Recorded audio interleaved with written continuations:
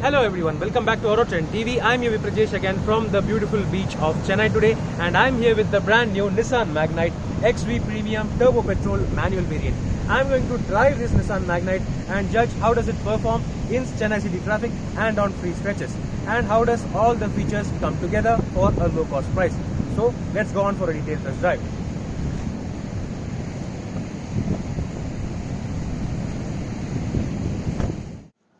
Yes folks, I'm right now inside the brand new Nissan Magnite top spec turbo manual XV premium variant, and I'm going to take a detailed drive of this Nissan Magnite turbo to see how does this perform in Chennai city traffic and also on the outer parts of Chennai. So let's just start this engine first and judge the NVH, pushing the button. So the initial feel is that this is very well refined. Despite being a 3-cylinder engine, it is reasonably refined, and there is barely any vibration noticeable on the steering wheel and even on the gear lever. However, there is a slight bit of vibe on the pedals, but still it is completely fine. Let's just start driving now. Of course, as you can see, the traffic is quite significant. That's because this is Chennai and not Coimbatore. So driving the Nissan Magnite, the initial feel is that this engine is surprisingly very responsive and eager to rev as well. Of course, it just starts to it just jumps forward, and yeah, there is a significant bit of punch and pep from this engine. This engine, of course, may produce just around 100 PS of power on paper, but still this is a light car, and that is the reason you feel a lot more pep with this car. And you can easily catch up with the traffic at signals as well. The braking too is very good. The gears, however, are slightly notchy, and the clutch pedal is also slightly on the heavier side, but still the fun you can have with this engine is going to be really very good, and I am saying that in just a few meters of driving. So that's how well tuned this engine is, and once you start the drive, there is barely any NVH noticeable at lower speeds especially.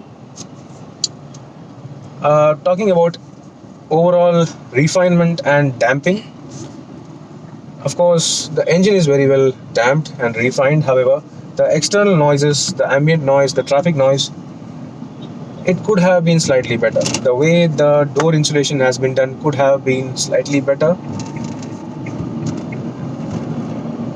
However, yeah, on the flip side, if you start punching this engine around, you barely notice anything of that. The steering feels properly enjoyable, if not very, sporty. And once you start driving at higher speeds, this can definitely feel on the fun side as well. So this digital cluster, it gives you all the details like in your face, so you will not miss any of the details. Even if there is a warning on the cluster, you will definitely notice it. And now climbing on the flyover, of course, I'm in third, doing around 25 km/h. There is a bit of slight turbo lag, say under 1200 RPM, but still the car does not feel anywhere, say, like stalling or anything. It just goes on. Even in third gear, it just moves forward. So there is no problem at all. And if you slot into second, there is that immediate punch you get from 1500 RPM itself. So that is quite a good thing. In terms of braking as well, as I already said, the overall feedback is excellent. So you don't have to worry that this is just a 1-liter turbocharged engine. That's because there is ample amount of punch, and the gear ratios are also well chosen, if not the smoothest. Now we are entering actual proper city traffic in Chennai, so let's go on further. Yes folks, driving in typical Chennai traffic, of course the Nissan Magnite feels very easy to drive, except for the slightly heavy clutch and the notchy gearbox, but still this engine more than makes up for that. As you can see, this engine is very responsive, And judging this car's dimensions also is very easy. That's because this is definitely not the biggest car, and well, it just feels at home. The seats are exceptionally comfortable, and there is ample amount of features available. The AC is also very good in terms of cooling, and you also get rear AC vents.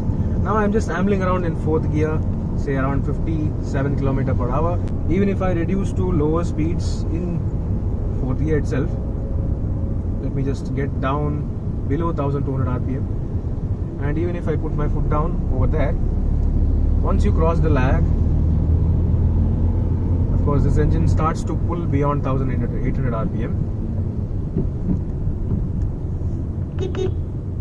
So this here is typical traffic signal.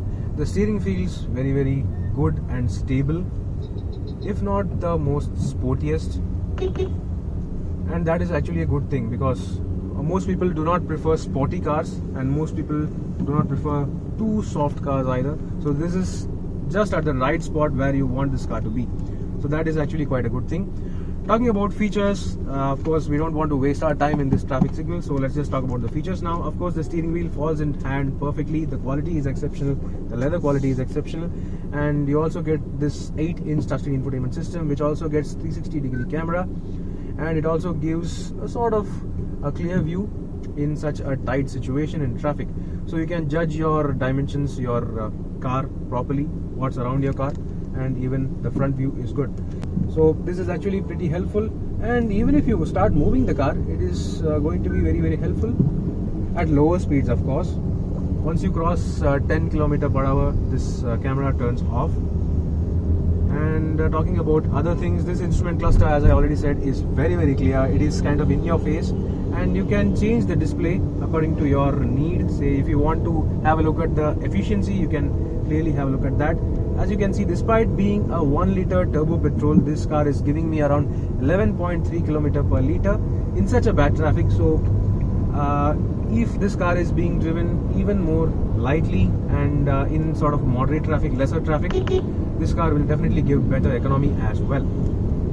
So talking about ride quality on flat roads such as this car simply is very good. The overall stability, the quality of the confidence it gives you, it is very good. Of course, these may not be the widest tires. These may be just 195 section tires on 16-inch wheels.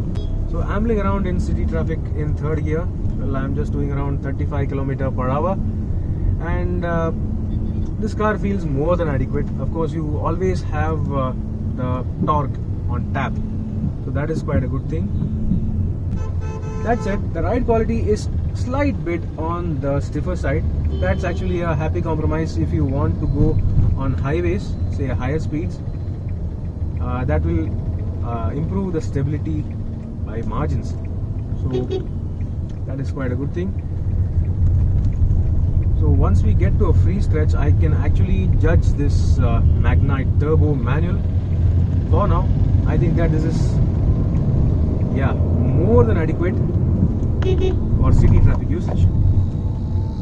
Well, I would not definitely recommend driving like this, but this being a turbo petrol, you can't help it, because the turbo functions absolutely proper. However, there is another thing to be noted. If you start revving enthusiastically, this engine typically has the, say, a raspy nature to it, and you also get the turbo whine, a slight bit of turbo whine, say about 2000 rpm. So that is a thing to be noted, but nothing to worry at all. This is going to be a very enjoyable car to drive on curvy roads as well as free stretches. So here is a back road stretch, say around the ECR roads of Coimbatore, and there are a lot of rutted and pothole sections over here. So on such bad stretches, the Nissan Magnite is okay to drive, but just don't get to higher speeds, because yes, of course, the suspension is set up to a stiffer side and it tends to crash through the potholes. But on okay stretches, it is fine. But once you get to the potholes, let me just demonstrate. And yeah, so those were the potholes. It is okay, it performs okay, but yeah, you will definitely get a lot of side to side movements, and it is definitely not soft. So just a thing to remind. So here we have a sort of free stretch where I can actually get to stretch the legs of this Magnite a slight bit. So let's just start.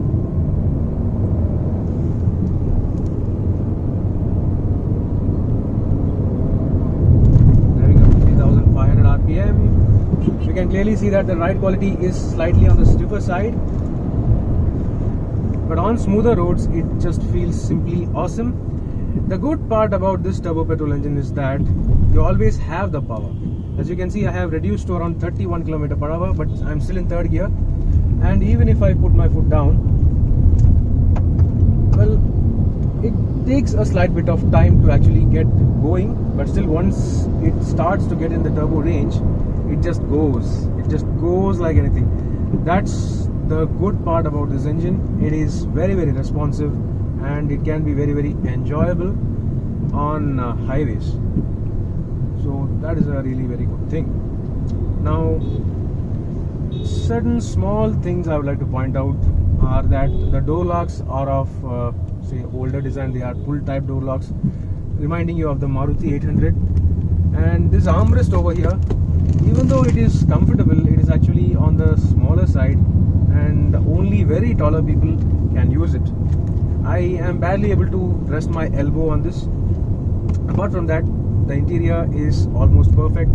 The quality is decent, and you have almost all the features you need. You even have cruise control on this car, which I am unable to say demonstrate to you, but still cruise control is going to be very helpful, especially with this turbo petrol engine on highways.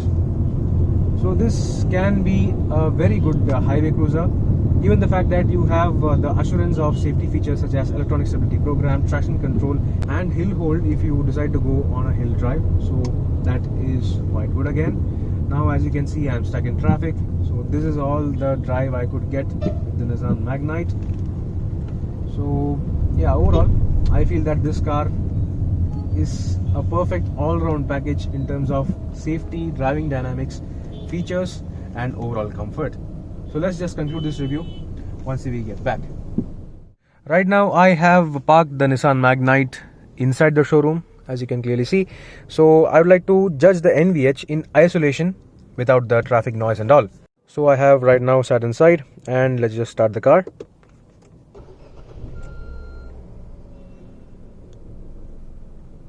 So that is the overall noise. Actually, at idle this engine is barely audible when you wind up all the windows, and even if you start revving,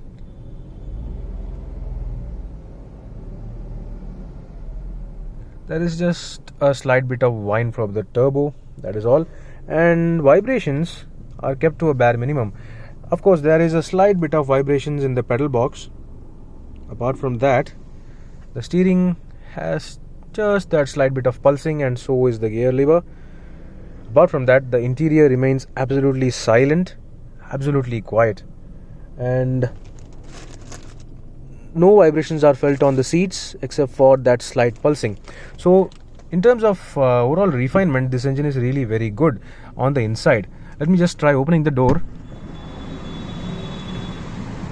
and yes, there is just a slight bit of vibrations on the doors if the door is open.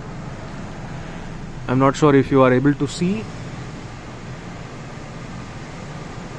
So only this slight bit of vibration is present on the doors if the door is open. Let me just try opening the bonnet.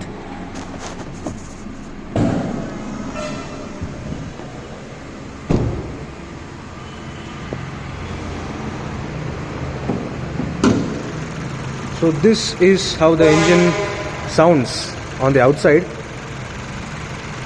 And as you can clearly see, the engine does not move around despite being a 3-cylinder engine.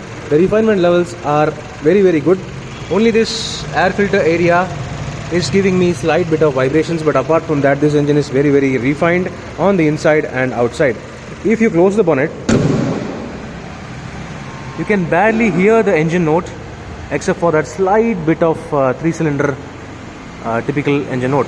But if you go to a certain distance, there is nothing to be heard at all. So this is a good part of the vibrations on the Nissan Magnite. First, before we conclude this review, let's take a quick overview of all the details. Of course, this being the top spec variant, you get all LED headlamps including LED DRLs, LED turn indicators and LED projector fog lamps. The overall design is quite significantly sharp while also being very proportionate, and even on the lower spec variants, the car looks really very good with some tastefully done chrome bits. The large octagonal grille may remind you of a Datsun Redigo, however on the Magnite it adds to the presence of this compact SUV. In fact, despite being the latest entry into the compact SUV segment, this is easily one among the best looking compact SUVs in India today. The paint quality and all the details on the exterior as well as the interior are really good to look and touch, and the top spec variants also receive these funky looking 16-inch machine cut alloy wheels wrapped in 195 section tires. The top spec variants also receive full chrome door handles with chrome lining on the window lines. The tail lamps, although being non-LEDs, have got a split design and look really very good, kind of reminding you of the Nissan Juke sold abroad. The bold-looking Magnite badging is located right below the brand new Nissan logo, and the rear fascia of the Nissan Magnite itself looks very impressive and neatly designed. You also get the turbo badging on the left lower corner of the tailgate, while the surprising fact is that a rear windshield wiper, washer and defogger are available as standard from the entry-level variant itself. This being the top spec XV Premium variant, you also get 360-degree surround view camera, for which the cameras are mounted just below the ORVMs and on the front bumper as well. Silver finished roof rails are also standard across all the variants. Despite being the most affordable compact SUV in the Indian market, you still get a whole lot of fancy features as standard on this top spec variant. While the overall interior quality may just be about decent, the space and comfort on offer is really very good, and despite not offering certain other fancy features such as automatic headlamps or wipers, the Nissan Magnite is still loaded to the brim. You get an 8-inch touchscreen infotainment system with wireless Android Auto, Apple CarPlay. Standard features include all 4 power windows, rear wiper, washer, defogger and rear seat headrests. This being the top spec variant, you also get a center armrest with rear AC vents. All the variants are also available as standard with fabric finish on the door pads, while this top spec variant also receives a leather-wrapped steering wheel with cruise control and a fully digital TFT instrument cluster. This instrument cluster also houses tire pressure monitoring system, and automatic climate control too is available on the top spec variants. Getting into the rear seats of the Nissan Magnite, you can see that the space is quite similar to that seen on the Tata Nexon, while the comfort too is really good. You get a center armrest only on the top spec variants, whereas rear adjustable headrests are available as standard across all variants. The overall interior design may look quite ordinary and nothing flamboyant, but still overall build quality is decent and the car feels robust. There is also an optional tech pack which is available and includes premium JBL speakers, an air purifier, wireless charging facility, interior ambient mode lighting and puddle lamps. Even without the tech pack, the Nissan Magnite XV Premium variant is well loaded from bumper to boot. Talking about the boot, of course the Nissan Magnite is available as standard with 336 liters of boot space, with the top spec variants also receiving 60/40 split folding rear seats. The boot also includes 2 bag hooks and a 15-inch steel spare wheel. So overall, despite being so feature loaded on the top spec variants, and adding to the fact that even the entry-level variant offers quite a lot of standard features, the Nissan Magnite is priced exceptionally well and can easily give a run for money for certain entry-level and premium hatchbacks as well. Going by the drive, feel and feedback, the Nissan Magnite seems to be a very affordable all-rounder package in the compact SUV segment.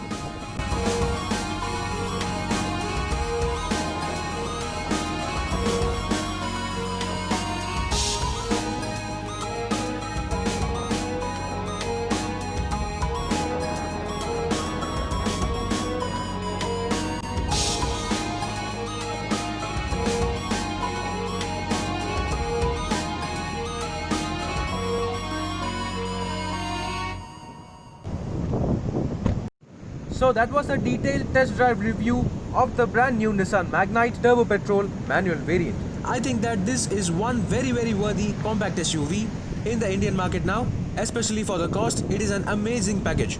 So the pricing is on the screen for you to check out the Nissan Magnite range, the manual range and the CVT automatic range. So let me know in the comment section below, what do you think about the Nissan Magnite compact SUV? I think that it is a proper all-round package for an amazing cost. So meanwhile, this is Viprajesh signing off. See you on another video. Thank you for watching.